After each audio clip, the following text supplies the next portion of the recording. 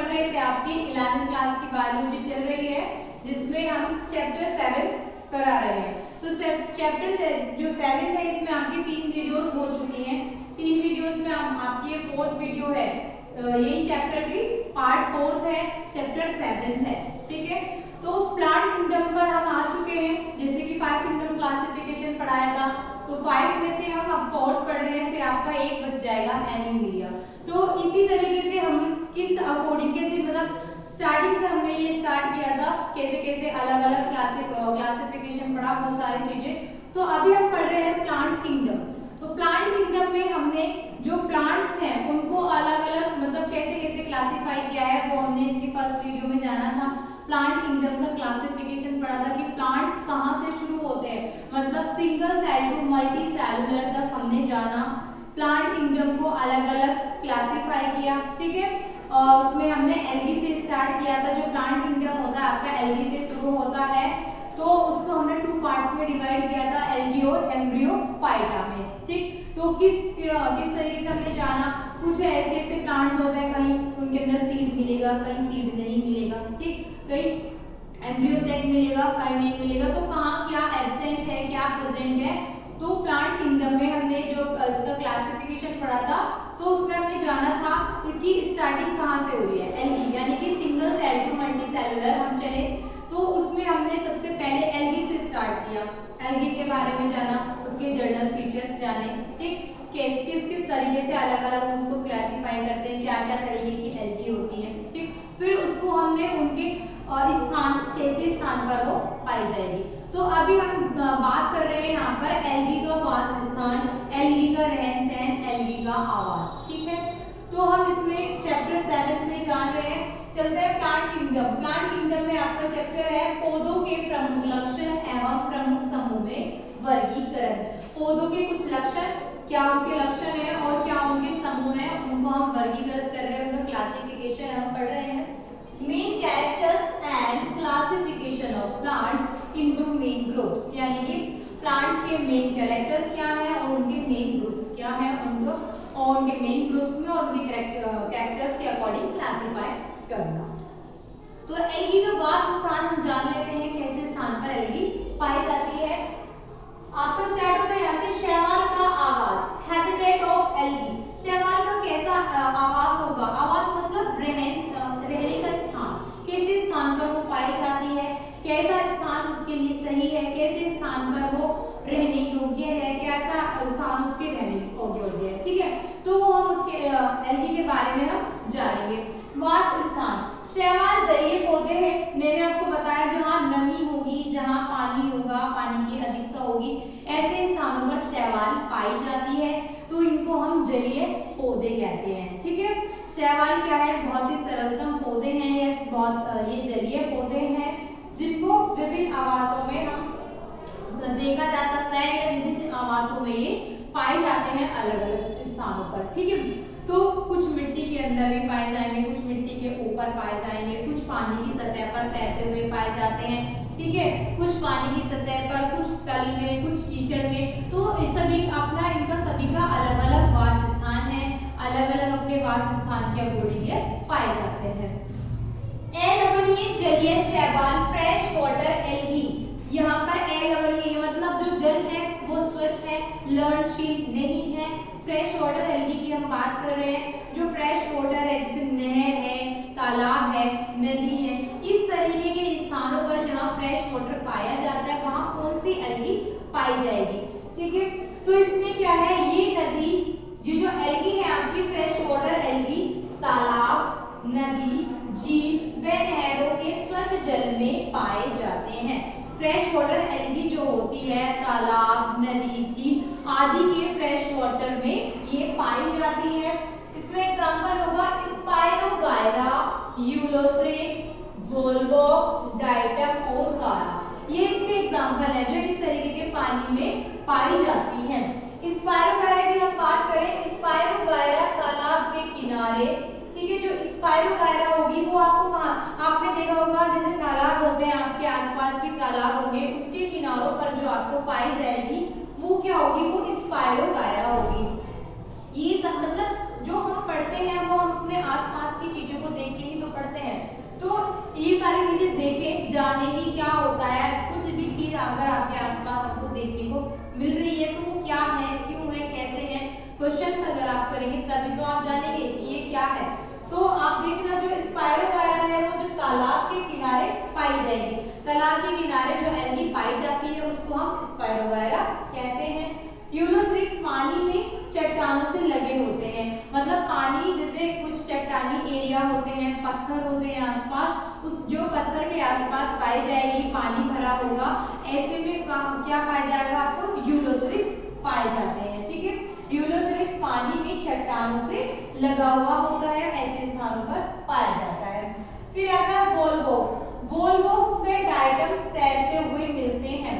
पानी की सतह पे आपने देखा होगा कि बहुत आपको ग्रीन ग्रीन सा जो नजर आता है वो क्या होता है, वॉलवॉक्स। ठीक है, वॉलवॉक्स और डायटम्स यानी कि छोटे छोटे प्लांट्स के टाइप। जलीय एल्गी क्या है, मतलब ये जलीय पौधे ही तो हैं। तो आपने देखा होगा पानी जब भरा होता है उसकी सतह पर आपने तैरते हुए जो ग्रीन ग्रीन देखा हो उसको हम क्या बोलते हैं, डायटम्स बोलते हैं, और क्या बोलते हैं उसमें, वॉलवॉक्स बोलते हैं। वॉलवॉक्स को अगर आप देखें ना तो इसकी स्ट्रक्चर कुछ ऐसे एक बॉल की तरह ही होती है, जैसे बॉल होती है ना, इसकी स्ट्रक्चर भी बॉल की तरह ही होती है, इसको हम बोलते हैं वॉलवॉक्स एल्गी। ठीक है, तो ये वॉलवॉक्स जो होती है और डायटम्स ये पानी की सतह पर तैरते हुए पाए जाते हैं।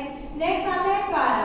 कारा क्या होता है, जो पानी का जो तल होता है, जो कीचड़ होता है, कारा वहां पर पाया जाता है, पानी में कीचड़ में जो कीचड़ होता है कारा वहां पाया जाता है। नेक्स्ट आता है समुद्री शैवाल।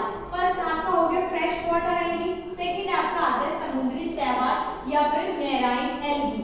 मैराइन एल्गी यानी कि जो समुद्र में पाई जाती है। लाल भूरे रंग के शैवाल, इनका जो कलर है वो लाल है और भूरा है। लाल भूरे रंग के शैवाल जैसे प्यूकस, लैमिनेरिया, सारगासम, पॉलीसाइफोनिया आदि समुद्र में पाए जाते हैं। तो समुद्र के अंदर पाई जाने वाली शैवाल कौन सी हुई, प्यूकस, लैमिनेरिया, सारगासम, पॉलीसाइफोनिया आदि समुद्री शैवाल है जिनका कलर लाल और भूरे रंग का होता है। कितनी बार आपने देखा होगा कि बर्फ है या फिर समुद्र है, उसमें आपको ना अलग अलग कलर दिखाई पड़ता है। तो वो पानी का कलर अगर आपको रेड दिखाई दे रहा है तो वो पानी रेड नहीं है, ग्रीन अगर दिखाई दे रहा है तो पानी ग्रीन नहीं है, ब्लू अगर आपको दिखाई दे रहा है तो पानी ब्लू नहीं है। वो किसके कारण होता है, वो होता है एल्गी के कारण। एल्गी जो होती है वो डिफरेंट डिफरेंट कलर शो करती है, डिफरेंट। तो पानी की सतह में नीचे पानी के तल में जब वो एल्गी अगर ग्रीन कलर की है तो आपको पानी जो ऊपर है वो आपको ग्रीन ग्रीन दिखाई पड़ता है। तो ये सब किसकी वजह से होता है, एल्गी की वजह से होता है। ठीक है, एल्गी की वजह से आपको पानी का कलर अलग अलग दिखाई पड़ता है। मेडिटेरियन सी है उसमें ट्राइकोडेस्मिया एल्गी होती है, ट्राइकोडेस्मिया एल्गी, तो उस वजह से आपको मेडिटेरियन सी का कलर भी कैसे दिखाई पड़ता है, रेड कलर का दिखाई पड़ता है। तो पानी का कलर रेड नहीं होता, ये एल्गी की वजह से आपको ऐसा रिफ्लेक्ट होकर दिखाई पड़ता है कि पानी रेड है या ग्रीन है या ब्लू है। ठीक है, तो लाल भूरे रंग के शैवाल जैसे प्यूकस, लैमिनेरिया, सारगासम, पॉलीसाइफोनिया आदि समुद्री जल में रहते हैं। ठीक है, उसके बाद आता है आपका स्थलीय शैवाल, ये समुद्री होगी। अब आती है स्थलीय यानी कि स्थल पे कौन सी शैवाल पाए जाएंगे, टेरेस्ट्रियल एल्गी इनको बोलेंगे, टेरेस्ट्रियल एल्गी। कुछ शैवाल नम मिट्टी, चट्टानों, दीवारों, पेड़ों की छाल पर भी उगते हैं। मतलब कुछ शैवाल ऐसे भी होते हैं जो चट्टानों पर उगेंगे, पेड़ों पर उगेंगे, पेड़ की जो छाल होती है वहां पर मिलते हैं और नम स्थानों पर पाए जाते हैं। ठीक है, तो उसमें एग्जांपल आता है बुचीरिया मिट्टी की सतह पर तथा साइटोनीमा वृक्ष की छाल में दीवारों पर पाया जाता है। जो बुचीरिया होता है वो मिट्टी की सतह पर मिलेगा और साइटोनीमा वृक्ष की छाल या दीवारों पर पाए जाते हैं। कभी आपने देखा होगा कि बारिश पड़ जाती है तो दीवारें ऐसे नम हो जाती हैं, नम होने के बाद उन पर क्या होता है, काई लग जाती है, मतलब एल्गी उन पर लग जाती है। तो वो कौन सी होती है, साइटोनीमा होती है, जो वृक्षों की छाल पर या फिर दीवारों पर पाई जाती है या फिर वहां पर उग जाती है। फिर आता है इसमें मिट्टी की सतह पर उगने वाले शैवाल को सेकोफाइट्स तथा मिट्टी के अंदर उपस्थित क्रिप्टोफाइट्स, जो मिट्टी की सतह होगी, जो सॉइल सरफेस होगी उसको हम सेकोफाइट्स कहेंगे। और जो सोइल के अंदर यानी कि इनर साइड जो मिलेगी आपको एल्गी उसको हम क्रिप्टोफाइट्स कहेंगे। ऐसे आप याद रख सकते हो सोइल सरफेस, ठीक है, सरफेस एस मतलब s for soil, s for surface, s for saprophytes, ठीक। तो सेपोफाइट्स जो है आपको कहाँ मिलेगी? सेपोफाइट्स मिट्टी की जो सरफेस होगी उस पर आपको मिलेगी और क्रिप्टोफाइट्स जो होगी वो मिट्टी के अंदर मिलेगी। क्लियर हुआ? नेक्स्ट अब आ जाता है आपका विशेष आवास में रहने वाले शैवाल, मतलब कुछ विशेष स्थान होते हैं वहां पर कौन से शैवाल पाए जाते हैं, विशेष स्थान पर रहने वाले शैवाल या फिर पाए जाने वाले शैवाल। क्रिप्टोफाइट्स ये बर्फ या हिम में पाए जाते हैं, जहाँ बर्फीला स्थान जहाँ पर बर्फ पड़ रही हो या बर्फ पाई जाती है वहां पर क्रिप्टोफाइट्स एल्गी पाई जाती है। क्रिप्टोफाइट्स पाए जाते हैं बर्फ या हिम में, यानी कि बर्फ वाले स्थान पर। हिमेटोकोकस शैवाल के कारण बर्फ का रंग लाल और क्लेमाइडोमोनास के कारण बर्फ का रंग ग्रीन दिखाई पड़ता है। कौन सा? हिमेटोकोकस। हिमेटोकोकस शैवाल जो होती है वो रेड कलर की दिखाई पड़ती है, जिस कारण जहां बर्फ वाले स्थान होते हैं और वहां हिमेटोकोकस अगर एल्गी है तो वो जो बर्फ है वो आपको रेड दिखाई पड़ती है, किसके कारण? हिमेटोकोकस के कारण। दूसरा क्लेमाइडोमोनास, क्लेमाइडोमोनास के कारण आपको बर्फ ग्रीन कलर की दिखाई पड़ती है। तो वो बर्फ जो है वो ना तो वो ग्रीन है और ना ही वो रेड है, रेड या ग्रीन है तो क्या है? वो है एल्गी, ठीक है। तो क्लेमाइडोमोनास जो कि ग्रीन एल्गी है और जिस कारण से बर्फ का कलर जो होता है आपको ग्रीन दिखाई पड़ता है, और दूसरा हिमेटोकोकस के कारण आपको रेड कलर दिखाई पड़ता है, ठीक। नेक्स्ट आ जाता है कुछ अलग, जैसे थर्मल शैवाल। थर्मल से आप समझ सकते हैं टेम्परेचर की यहाँ बात हो रही है, मतलब गर्म जल वाले जो स्रोत हैं जहाँ गर्म जल है वहां पर आपको जो पाई जाएगी एल्गी, जैसे साइनोकोकस, हिटेरोहार्मोगोनियम, हिटेरोहार्मोगोनियम और साइनोकोकस जो है वो गर्म जल यानी कि जहाँ गर्म जल है, गर्म जल जो पानी है, ऐसे झरने हैं वहां पर कौन सी एल्गी पाई जाएगी? साइनोकोकस या हिटेरोहार्मोगोनियम, हिटेरोहार्मोगोनियम या साइनोकोकस। नेक्स्ट आता है आदिपादकीय शैवाल, यानी कि वो शैवाल जो प्लांट्स पर होती है, प्लांट्स पर एक परजीवी के रूप में उगती हैं, उनको आदिपादकीय शैवाल कहते हैं। फिर आदि जनत्व, ठीक है, आदि जनत्व शैवाल, जो आदि जनत्व शैवाल है वो किस पर? एनिमल बॉडी पर होती है, यानी कि जैसे कोई भी एनिमल है उसकी डेथ हो जाती है, वो सड़ जाता है, इधर उधर पड़ा होता है, जैसे उस पर जो एल्गी उगती है, ठीक है, वो क्या है? क्लेडोफोरा। क्लेडोफोरा ऐसी एल्गी है जो dead and decay animals body हो जाती है उनके ऊपर उग जाती है, जिसको हम क्या बोलते हैं? क्लेडोफोरा। नेक्स्ट आ जाता है परजीवी शैवाल। तो परजीवी से आप क्या समझते हैं? परजीवी मतलब किसी के ऊपर डिपेंड रहना या फिर किसी के ऊपर निर्भर होना। तो परजीवी शैवाल के जो एग्जाम्पल होते हैं वो होता है सिफेल्यूरोस। सिफेल्यूरोस जो एल्गी होती है वो चाय और कॉफी की पत्तियों पर परजीवी के रूप में पाई जाती है। सिफेल्यूरोस चाय और कॉफी की पत्तियों पर परजीवी के रूप में पाई जाती है। नेक्स्ट आ जाता है सहजीवी शैवाल। तो सहजीवी शैवाल, सहजीवी से आप क्या समझते हैं? सहजीवी का मतलब होता है साथ में रहना, सहजीवन मतलब किसी के साथ में रहकर जीवन को व्यतीत करना, किसी के ऊपर निर्भर रहकर, यानी कि तो सहजीवी जो है वो दो चीज होती है, एक तो होती है एल्गी और दूसरी होती है फंजाई। तो एल्गी और फंजाई जब दोनों एक साथ रहती हैं, दोनों एक दूसरे पर निर्भर करती हैं, उसको हम बोल देते हैं लाइकेन। तो लाइकेन एक सहजीविता का उदाहरण है जो कि एल्गी के अंदर आता है, लाइकेन। और ये सहजीविता एल्गी और फंजाई दोनों एक साथ, जो फंजाई है वो जो फूड की कमी एल्गी की होगी वो फंजाई पूरी करेगी, और फंजाई के जो वाटर की थोड़ी कमी होगी वो एल्गी, क्योंकि एल्गी वाले स्थानों पर पाई जाती है। तो इस तरीके से दोनों आपस में कोरिलेट कर आपस में एक दूसरे पर निर्भर रहकर ये क्या बनाती है? लाइकेन बनाती है। और ये लाइकेन चट्टानों ऐसे स्थानों पर पाई जाती है। तो ये जो लाइकेन है वो क्या है? सहजीविता का उदाहरण है। क्लियर हुए होंगे आपको ये पॉइंट? वर्ड्स थोड़े बोलने में टिपिकल हैं, थोड़े हैं बट इतना नहीं कि आप बोल ही ना सको। इनको लिख के आप प्रैक्टिस करोगे, बार बार आप बोलोगे, आपस में फ्रेंड सर्कल में बोलोगे, सुनोगे एक दूसरे से, तो आपको इजीली लर्न हो जाएंगे। कुछ भी टफ नहीं है, टफ होती है हमारी सोच। अगर आप सोचोगे कि टफ है तो टफ है, नहीं सोचोगे तो नहीं है, तो इसको आप लर्न करो, एक दो बार आप पढ़ोगे, प्रैक्टिस में वर्ड्स आ जाते हैं तो फिर आप लोग इनको इजीली बोल लेते हैं। फिर से मैं इनको एक बार और रिपीट करूंगी, फिर से आपको ये लर्न हो जाएंगे, ठीक है। तो सारे पॉइंट्स आपको ये क्लियर हुए होंगे।